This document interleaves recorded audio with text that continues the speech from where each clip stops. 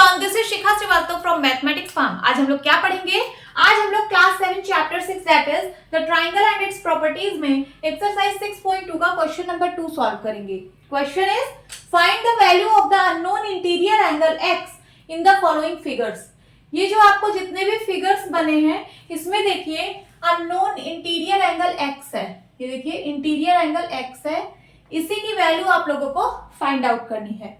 तो इसमें भी यही प्रॉपर्टी लगेगी। कौन सी property? Exterior angle property of triangle. क्या होता है?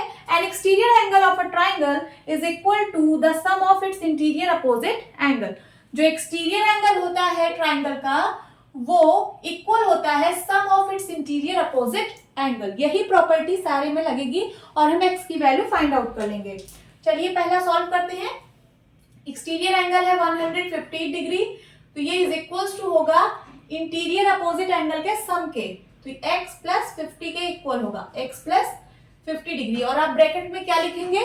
Exterior angle property of triangle. Exterior angle property of triangle. ठीक है, सो हमें निकालनी x की वैल्यू है। इस 50 को इस साइड ले आना पड़ेगा, तो 115 डिग्री, ये प्लस का 50 इधर आएगा, माइनस का 50 degree is equals to x। 115 में से 50 सब्ट्रैक्ट करिए, कितना आएगा? 5 में से 0 गया 5, 11 में से 5 गया 6, तो ये आ गया 65 डिग्री। x की वैल्यू आ गई। आप इस तरह भी लिख सकते हो, x is equals to 65 degree. This is the answer. तो हमने फाइंड कर ली x की वैल्यू।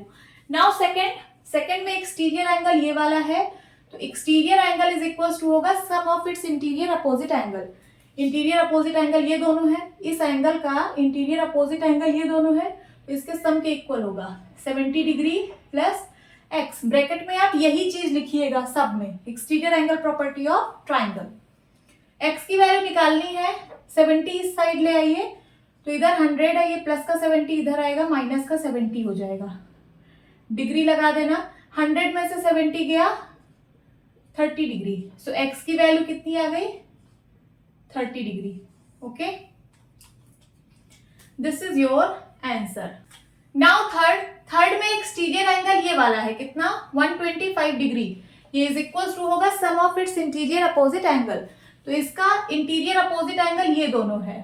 ठीक है, अब यहाँ पे इसकी वैल्यू तो दी नहीं है, बट आप लोग कंफ्यूज मत होना, यहाँ पे सिंबल बना है और ये सिंबल किस चीज का होता है? 90 डिग्री का होता है।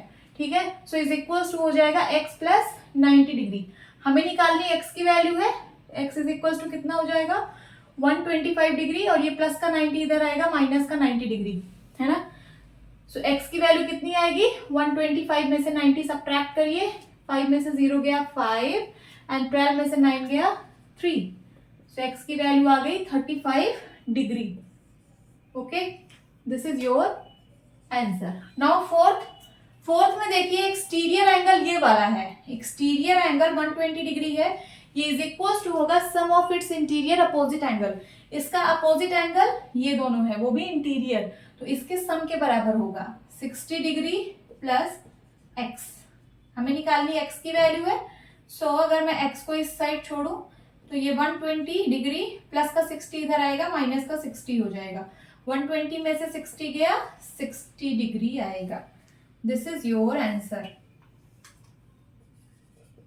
नाउ फिफ्थ, यहाँ पे देखिए एक्सटीरियर एंगल 80 डिग्री है, सो 80 डिग्री इज इक्वल्स टू हो जाएगा इसका इंटीरियर अपोजिट एंगल ये दोनों है, तो इसके सम के बराबर होगा 30 डिग्री प्लस x के। x इज इक्वल्स टू कितना हो जाएगा? 80 डिग्री माइनस 30 डिग्री। 80 में से 30 गया 50 डिग्री। सो मैं लिख सकती हूँ x is equals to 50 degree. Okay, this is your answer. Now last part में एक्सटीरियर एंगल ये है 75 डिग्री, ये इज इक्वल्स टू होगा इसका इंटीरियर अपोजिट एंगल ये दोनों है, तो इसके सम के बराबर होगा x plus 35 degree. So x is equals to कितना होगा? 75 डिग्री माइनस 35 डिग्री। 5 में से 5 गया 0, 7 में से 3 गया 4, 40 डिग्री आ गया x की वैल्यू।